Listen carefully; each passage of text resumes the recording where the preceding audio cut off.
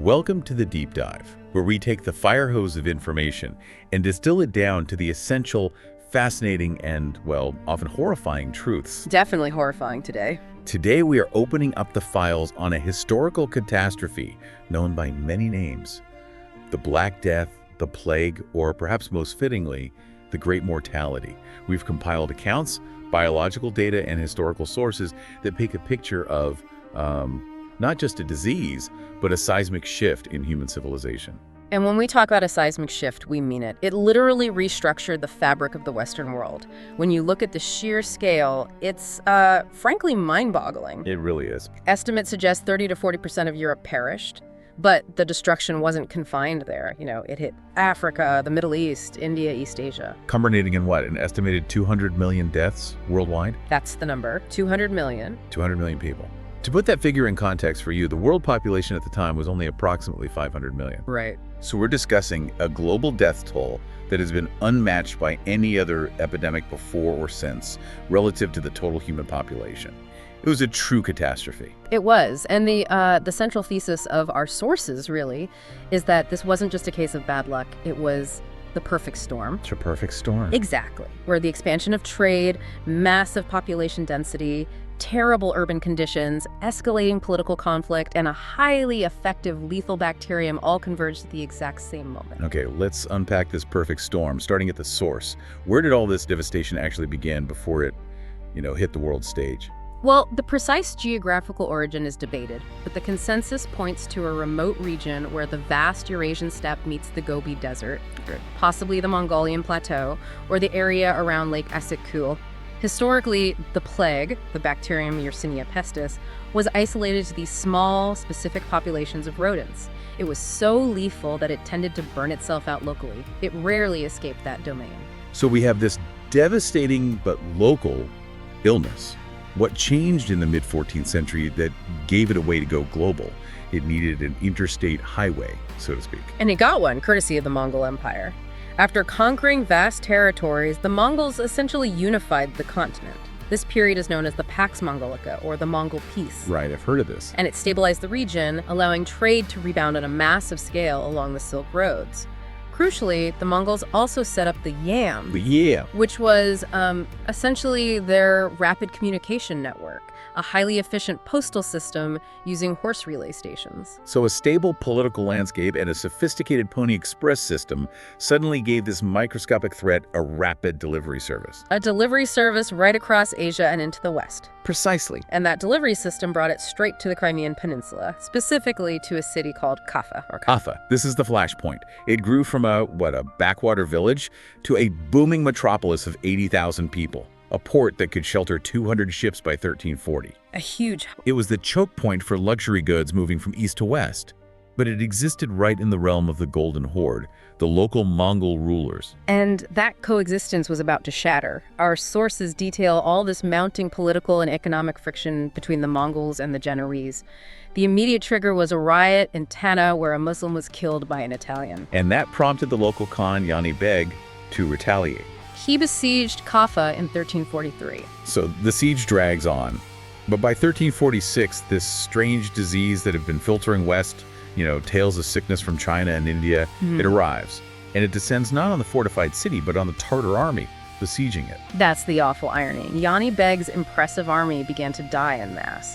The siege, meant to be this show of force, it turned into a scene of absolute horror. Yeah. Bodies were just piling up in the Mongol encampment. And Yanni Beg, revolted by the stench and the sight of all these putrid, swollen corpses in his own camp, employed a gruesome tactic, one that historians often point to as one of the first known examples of biological warfare. That's right.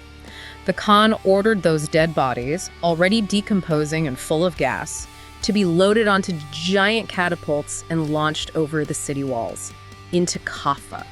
Just incredible. The hope was to terrify the inhabitants into surrender. The descriptions from the sources detailing this are truly sickening. When these Gaudis hit the stone structures inside the city, they didn't just land.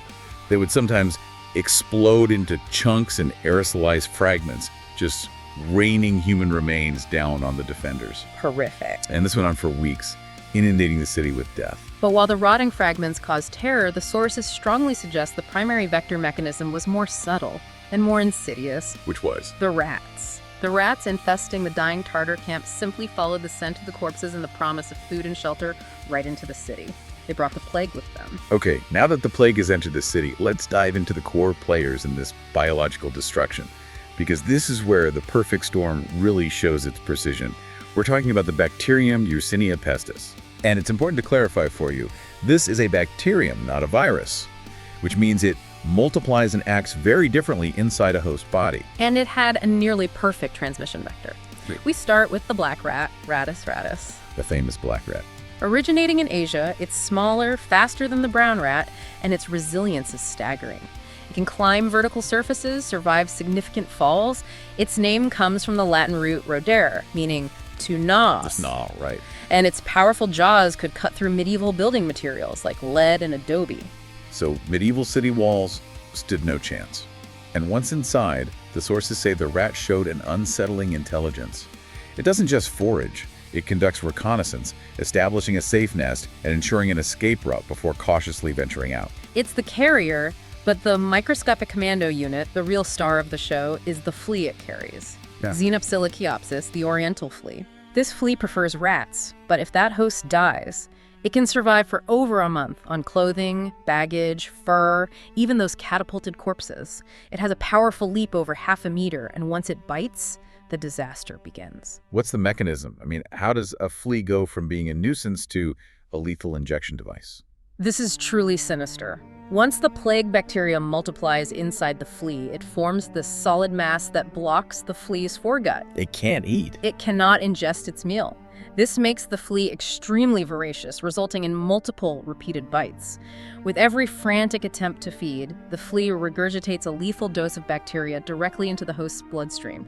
The plague literally weaponizes the flea's hunger against the host. And once Yersinia pestis is inside a human, it reproduces aggressively, targeting the lymphatic system, the body's central defense network. It uses those lymph nodes as its new home, multiplying ferociously. And the three variants show just how brutally effective this adaptation was. First, you have the bubonic form. The most famous one. The bacteria accumulates in the lymph nodes, causing those characteristic purple-black swellings, the buboes, usually in the groin, armpit, or neck. This was the least lethal form, with a 60% mortality rate. Survival was possible, particularly if the buboes naturally ruptured. That sounds like the best case scenario if you got the plague, which is terrifying to think about. The pneumonic form was significantly worse. The bacteria colonizes the lungs, making it highly infectious and spread through the air, just like a common cold, but with a 95 to 100% mortality rate. Wow. This was especially devastating in crowded cities during the winter when people huddled indoors. Victims typically had about 3 days to live after the onset of symptoms. And then there's the septicemic form. That's the version that instantly vaporized any hope of medical intervention. If the bacterial count reached maximum density and spilled directly into the bloodstream, it bypassed the lymphatic response entirely. It caused massive shock, and mortality was 100%. The time from feeling ill to death was unbelievably quick, approximately 14.5 hours. 14 and a half hours. Think about that. One source noted that family members would literally kiss their seemingly healthy loved ones goodnight, only to find them dead in the morning. That level of sudden, random virulence is almost impossible to comprehend today. So let's trace this unstoppable wave as it exits Kafa. By April 1347, several Genoese galleys fled the besieged city. They were sailing into a world that was perfectly primed for a global pandemic. It was a disaster waiting to happen. European cities suffered from high population density, failing infrastructure, rampant filth.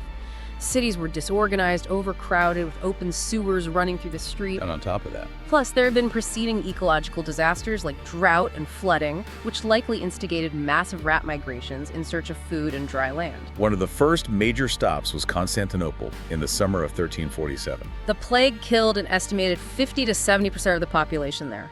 An eyewitness remarked on the devastating breakdown of familial duty, noting that fathers do not bury their own sons. Just chaos. From there, the disease spread inland, but the galleys sailed on, arriving in Messina, Sicily, in October 1347.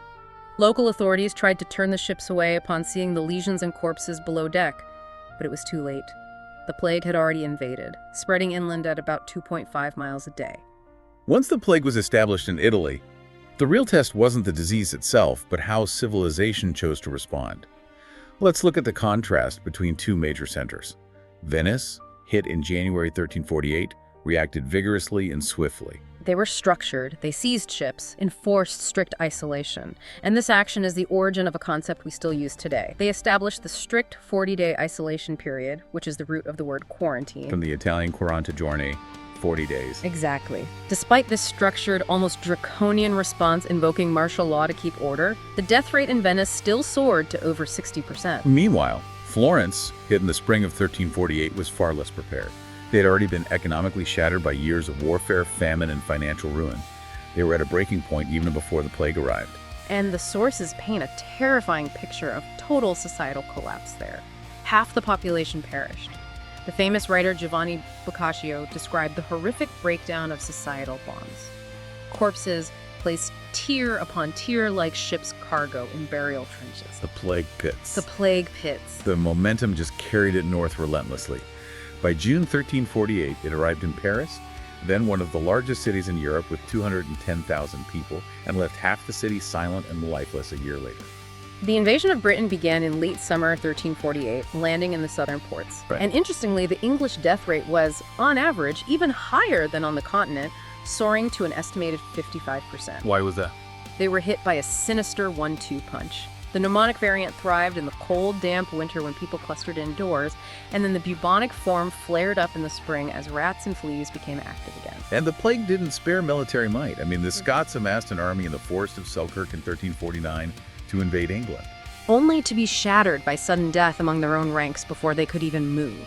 And far to the south, during the siege of Gibraltar in 1350, King Alfonso the Other of Castile died, the only reigning European monarch to perish from the plague.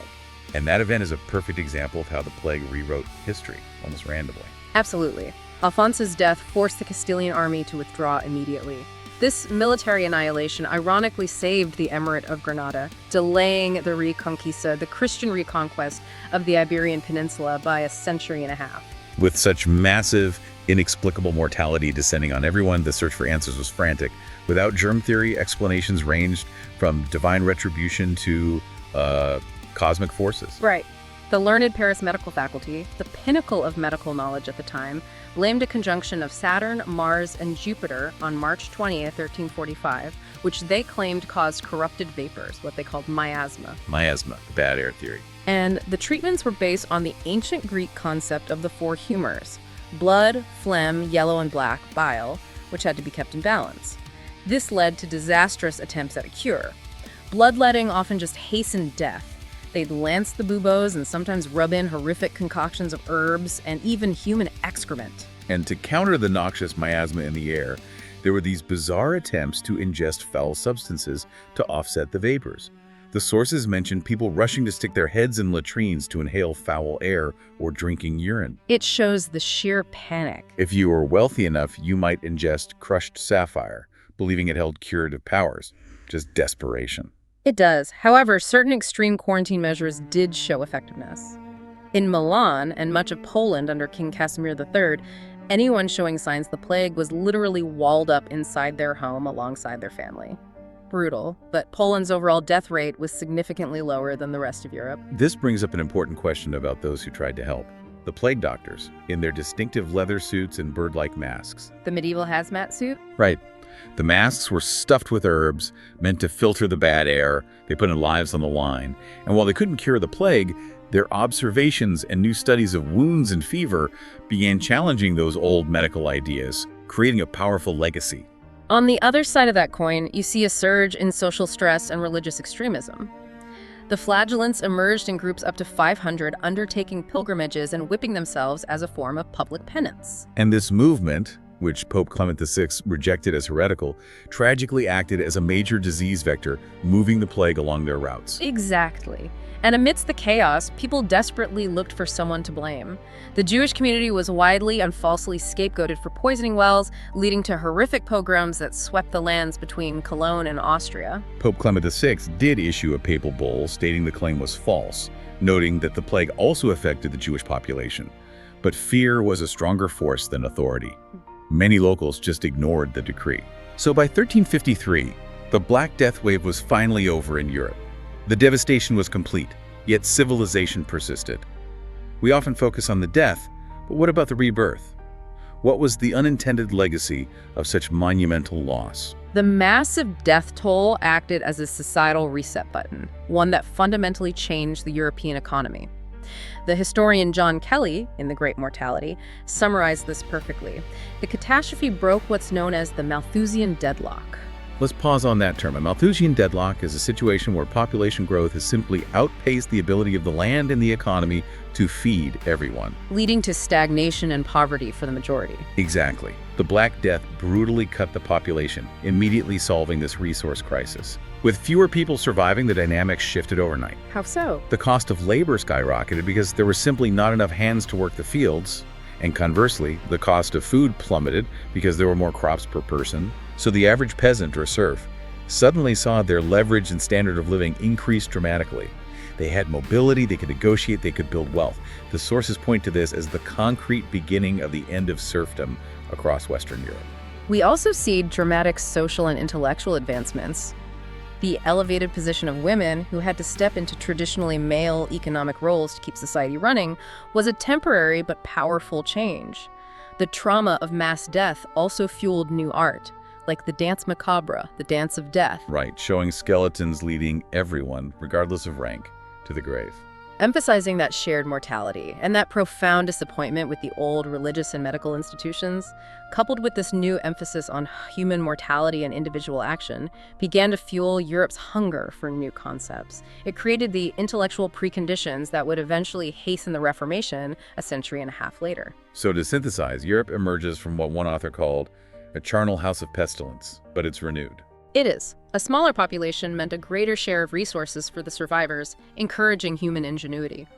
This led directly to a more diversified economy and technological innovation, where people had to substitute machine power for manpower because laborers were now too expensive and too scarce. It's a sobering reminder of how thin the veneer we call civilization truly is, but also a powerful testament to human resilience and adaptation. The Black Death was a historical catastrophe that was simultaneously a reset button for Western society. Absolutely. The Black Death occurred because biological, political, and environmental factors aligned perfectly. We examined how the plague's arrival at the Siege of Gibraltar accidentally saved the Emirate of Granada, delaying a major historical turning point by 150 years. Reflect on this. How often are the greatest turning points in human history not the result of human policy or great leadership, but rather the unseen, relentless work of an organism like Yersinia pestis? Something to think about as you navigate the world today.